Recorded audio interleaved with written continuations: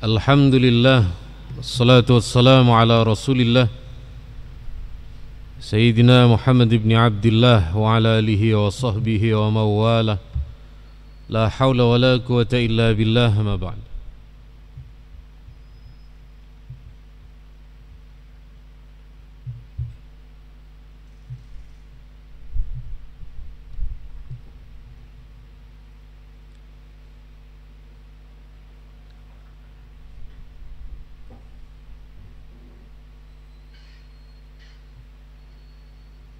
Hadirin wal hadirat ingkang sangat kula mulyakaken, para pimpinan di ITS, para takmir, para jamaah Masjid Manarul Ilmi. Alhamdulillah, kali ini kula kali panjenengan mengawali kajian kitab Sahih Bukhari sekaligus mengawali kuliah subuh.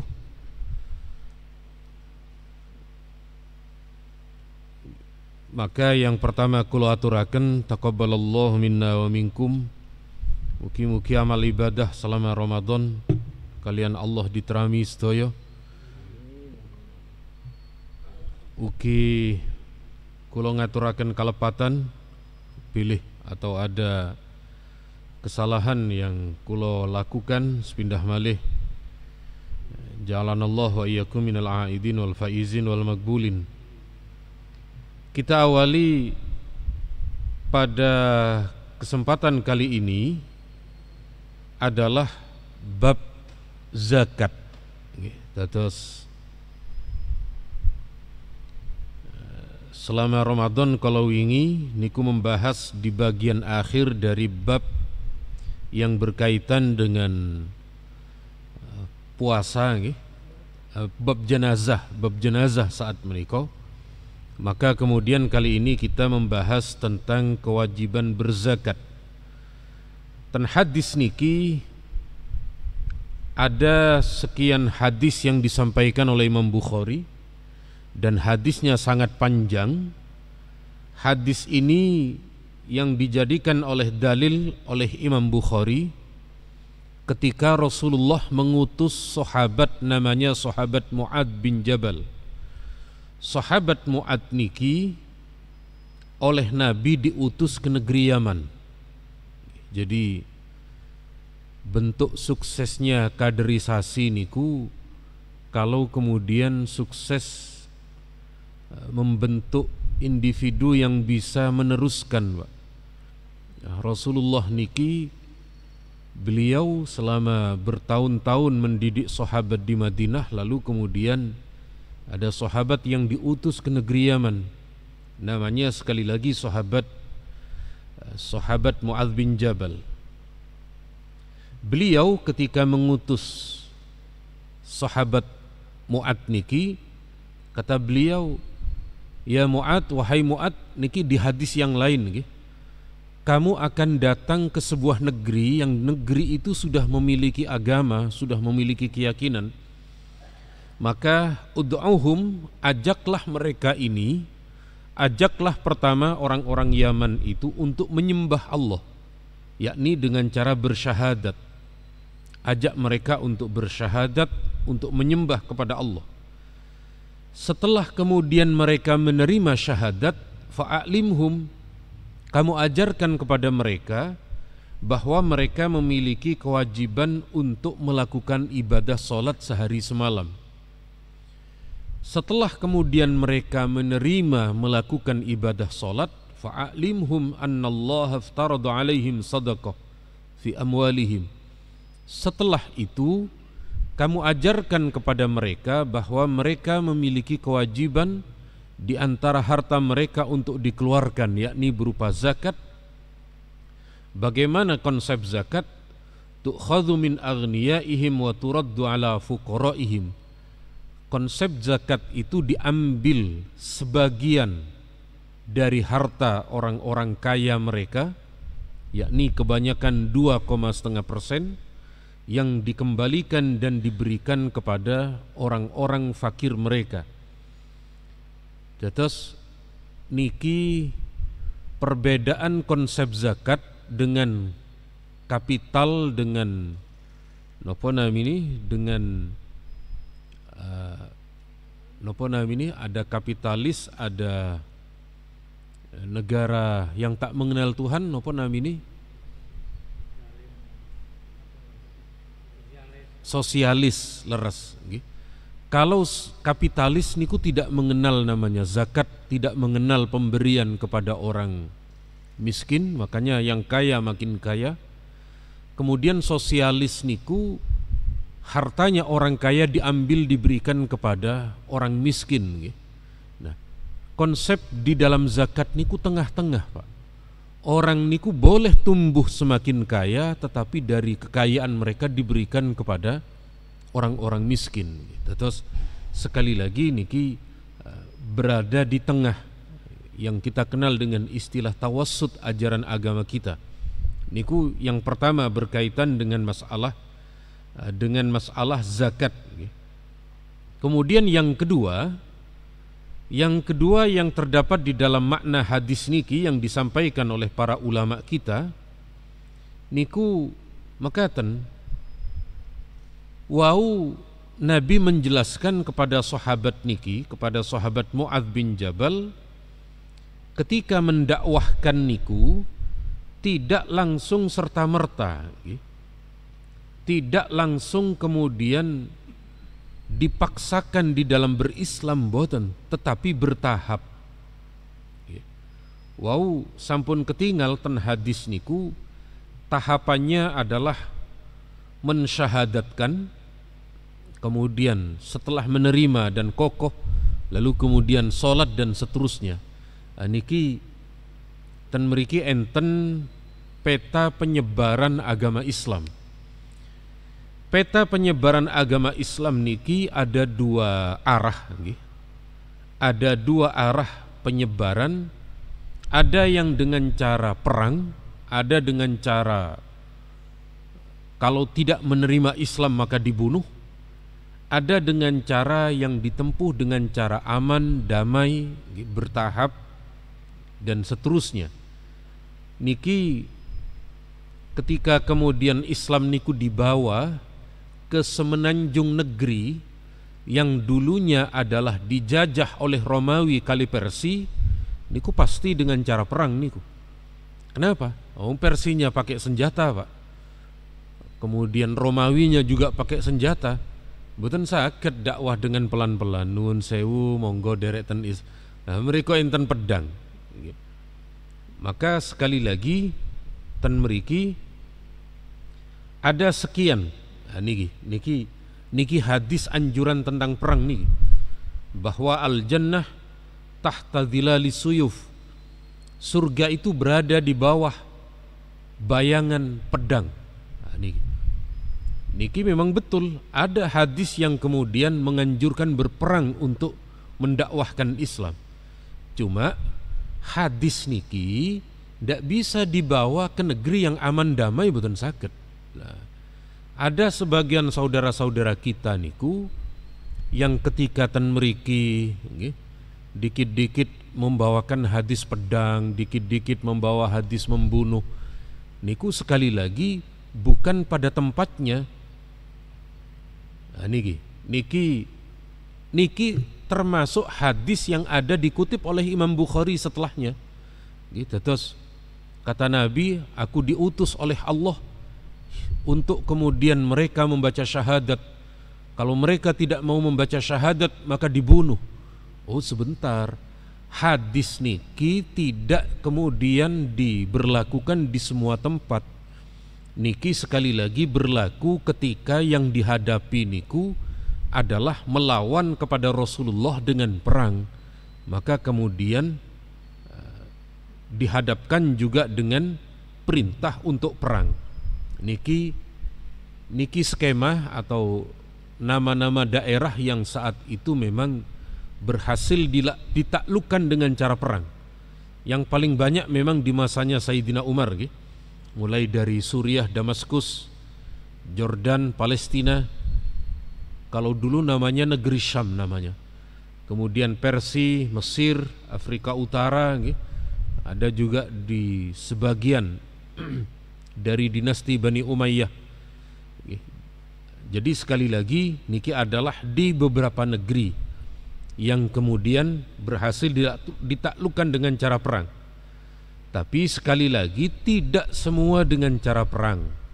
Niki karena Rasulullah semerep, orang-orang Yaman niku hatinya lembut-lembut. Orang Yaman niku bukan pendendam, maka ketika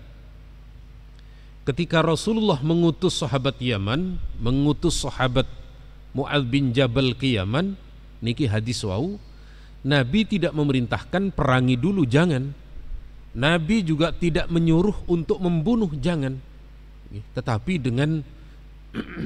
dengan dakwah bertahap. Ini pula yang dibawa oleh para ulama kita. Jadi para wali songo yang mulai dari Gujarat, kemudian dari Yaman dan seterusnya niku sekali lagi menggunakan metode niki.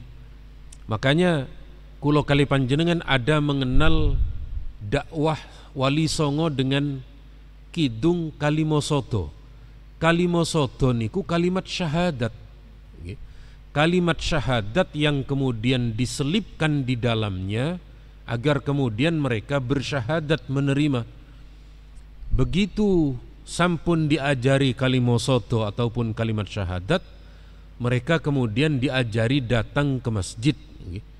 Di depan masjid niku diberi gapura. Gapura niku ghafuran. Allah yang maha memberi ampunan. Maka dibawa pelan-pelan masuk ke masjid. Niki karena dulu orang banyak tidak pakai sandal, akhirnya kemudian di depannya masjid niku diparingi kolam, diparingi nopo namini, diberi kobokan untuk membersihkan kaki dan seterusnya. Terus sekali lagi intinya kulo kali panjenengan, dakwah yang kemudian hari ini disebarkan oleh para wali kita yang dahulu tidak dengan cara perang dan seterusnya, sampun sesuai dengan cara dakwah yang diterapkan oleh Nabi ketika negeri tersebut tidak ada perang atau tidak ada kerajaan yang sedang menjajah mereka. Pun kemudian sekali lagi karena niki hadisnya hampir sama, ada beberapa hadis yang kemudian hampir sama dari bab zakat. Kemudian juga makaten berikutnya sahabat bertanya kepada Nabi, "Ya Rasulullah, wahai Nabi, tunjukkan kepada kami." Niki ada seorang sahabat bertanya, "Wahai Nabi, tunjukkan kepada saya satu amalan. Ketika saya mengamalkan amalan tersebut, maka Allah kemudian memasukkan saya ke surga." Nabi menjawab nih, yang pertama anta'budallah, kamu beribadah kepada Allah tanpa menyekutukan suatu apapun dengan Allah. Wa tuqimas shalah, kamu dirikan salat. Wa tu'tiyaz zakah, kamu tunaikan zakat. Dan sak pituruti pun. Terus setelah kemudian mengeluarkan zakat, maka kemudian menyambung wa tasilul arham, menyambung tali persaudaraan. Sakniki nopo yang disebut zakat niku? Zakat niki berbeda dengan pemberian yang lain. Zakat niku tidak sama dengan sedekah. Karena kalau sedekah niku tidak ada batasnya. Panjenengan boleh ngasih 5.000, panjenengan boleh memberi 10.000. Niku sedekah, tidak ada batasan pemberian. Tapi kalau zakat enten ketentuan nih. Zakat niku ada mulai niki, mulai dari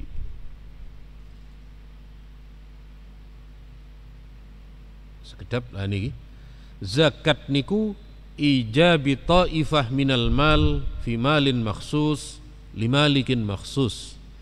Zakat niku tidak semua harta bisa dizakatkan. Ada harta tertentu yang bisa dizakatkan. Tidak semua orang yang mengeluarkan. ada orang-orang tertentu yang mengeluarkan. Tidak semua orang bisa menerima. Ada orang-orang tertentu yang menerima. Terus niki zakat tidak sama dengan infak, tidak sama dengan sedekah dan seterusnya.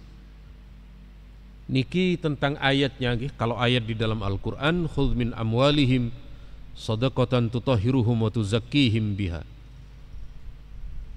Niki macam-macam zakat.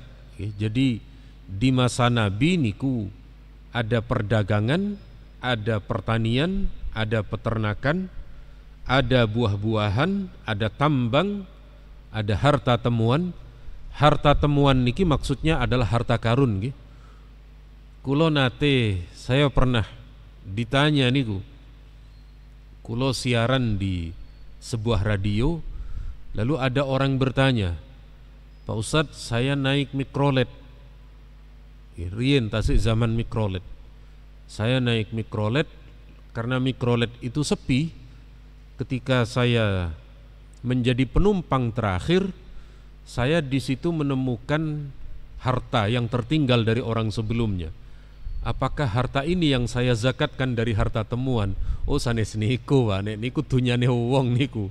Itu harta milik orang nek niku, pemiliknya jelas, orangnya lupa ketinggalan, nek niku wajib untuk dikembalikan. Nek ten Surabaya gampang, sampun enten radio SS nggih. Radio SS niku ada yang memberi singkatan plesetan, Pak. SS niku suara sopir nggih, karena hampir yang menelpon niku pemilik mobil semua sedang menyopir. Nek niku wajib dikembalikan. Harta rikas niki adalah panjenengan membeli tanah. Ketika membeli tanah mau membangun pondasi rumah, di dalamnya enten harta yang tertimbun, maka itu yang dikeluarkan zakatnya. Itu pun di luar negara. Kalau di Indonesia sudah tidak bisa, karena di Indonesia niku sampun enten aturan, apapun yang ada di negeri ini maka kekayaan itu menjadi milik negara, maka sudah tidak bisa, kecuali kalau orangnya tidak lapor ke negara, jadi menemukan lalu kemudian disembunyikan. Tapi kalau ketahuan tetap akan diambil oleh negara. Lan sak piturutipun niki insyaallah akan kita ulas dalam ini kajian kitab Sahih Bukhari niki secara bertahap dari masing-masing jenis harta. Kranten niki ngaji perdana, Pak, ngaji pertama maka sudah seyogyanya untuk tidak berlama-lama. Monggo menawi wonten pertanyaan kula semanggaaken. Inggih monggo.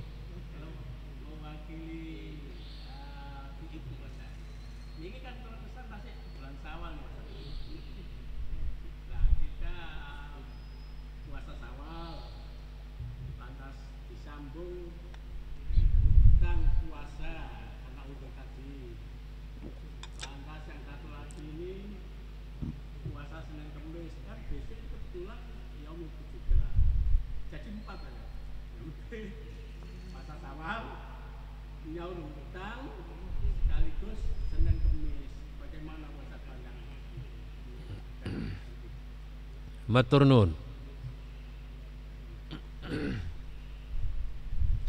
Terus pundi dengan puasa yang dirapel, puasa yang di napa namine, puasa yang digabung. Apakah kemudian niat puasa dengan puasa yang digabung tadi adalah diperbolehkan? Makaten kula jelaskan terlebih dahulu bahwa memang enten di dalam fikih kita ada yang mengenal istilah dua ibadah yang dilakukan dalam satu aktivitas ibadah. Kula paringi contoh. Saya beri contoh niki. Ada dua ibadah yang sama yang dilakukan dalam satu objek niku menurut sebagian ulama ada yang memperbolehkan. Contohnya niki. Contohnya adalah kurban dan akikoh. Niki analogi dulu, niki dikiaskan dulu. Dalam madhab Imam Hambali ada juga diikuti oleh sebagian ulama Syafi'i. Kurban niku kan menyembelih hewan. Akikoh juga menyembelih hewan. Maka miturut Imam Ahmad, kalau kemudian ada dua niat niku, niat kurban dan niat akikoh, dilakukan dalam satu kambing niku boleh, karena substansinya bisa dimasukkan ten meriku. Maka sekali lagi hukumnya diperbolehkan. Kemudian niki yang diambil oleh sebagian tabi'in, ada diantaranya adalah Hasan al-Basri, Muhammad bin Sirin, Qatadah. Beliau-beliau dari kalangan tabi'in niki memperbolehkan satu kambing niat dua, niat akikoh dan niat kurban.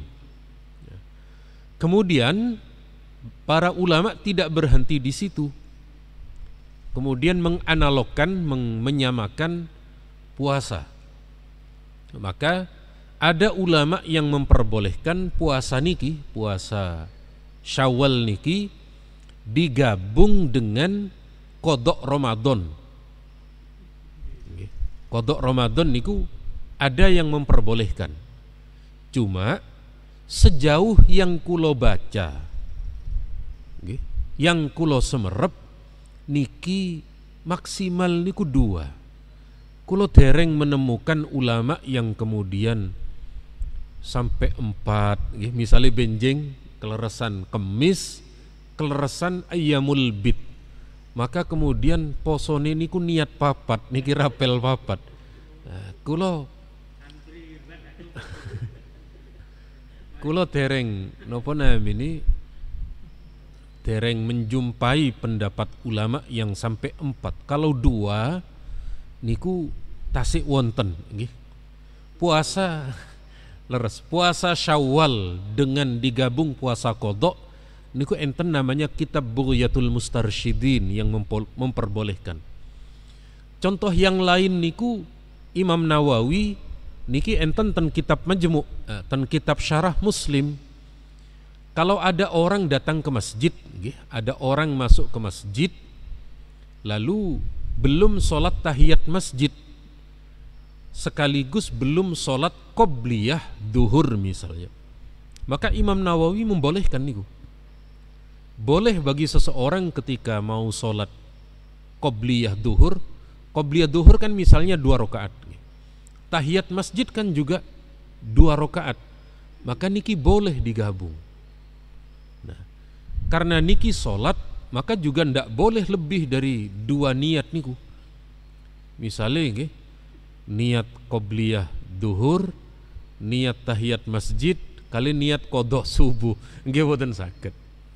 Atau niat sholat hajat boten saged. Tetes sekali lagi yang ini di dalam kitab-kitab fikih niku hanya sebatas 2, tidak boleh lebih. Tetes nek panjenengan niki Syawal nggih niati Syawal mawon untuk Ayyamul Bid, untuk poso dina mutih, bulan depan tasik saged menjumpai, Senin tasik saged menjumpai di hari yang lain. Terus keranten niki Syawal, maka memfokuskan untuk fadilah puasa di bulan Syawal. Keranten sampun jam 5 lewat, maka kulo cekapaken semanten lan panjenengan kulo kali panjenengan ketah istirahat. Dan alhamdulillah mugi saged kalian Allah diberi kesehatan, diberi kemampuan beribadah dan melakukan banyak aktivitas. Saking kulo cekap semanten kelawan berkah ngaji Sahih Bukhari, mugi kenikmatan sedaya diparingaken kalian Allah temateng kulo kali panjenengan. Amin. Al-Fatihah.